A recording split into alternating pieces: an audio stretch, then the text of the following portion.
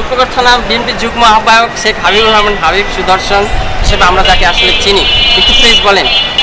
আজকে মহান 30শে মে আমাদের দলের প্রতিষ্ঠাতা শহীদ প্রেসিডেন্ট জিয়াউর রহমানের ৪৫তম শাহাদত বার্ষিকী উপলক্ষে রূপনগর ও পল্লবী থানার আজকে যে দুস্থদের মাঝে খাবার বিতরণের যে উদ্যোগ ছিলেন, এখানে প্রধান অতিথি আমাদের প্রধানমন্ত্রী, বাংলাদেশ জাতীয়তাবাদী দলের চেয়ারপারসন তারেক রহমান।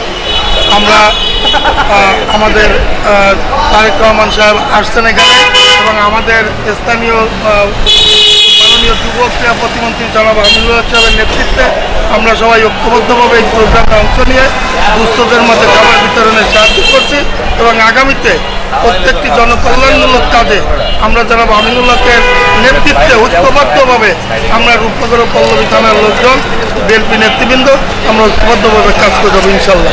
বাংলাদেশ জিন্দাবাদ। ধন্যবাদ।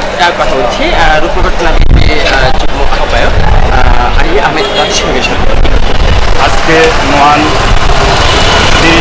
30শে মে শহীদ রাষ্ট্রপতি জিয়াউর রহমানের শাহাদত বার্ষিকী উপলক্ষে আমাদের ঢাকা 16 আসনের কান্ডারি জনাব আমিনুল হক ভাইয়ের তত্ত্বাবধানে দুস্থদের মাঝে খাবার বিতরণে প্রধান অতিথি হিসেবে উপস্থিত ছিলেন বাংলাদেশ সরকারের মাননীয় প্রধানমন্ত্রী জনাব তারেক রহমান। সেই উপলক্ষে আমরা রূপনগর থানা বিএনপি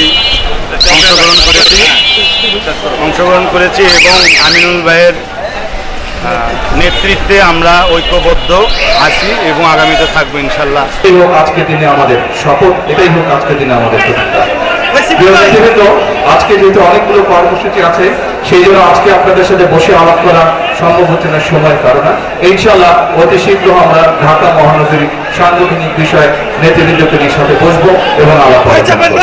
আল্লাহ হাফেজ, আসসালামু আলাইকুম।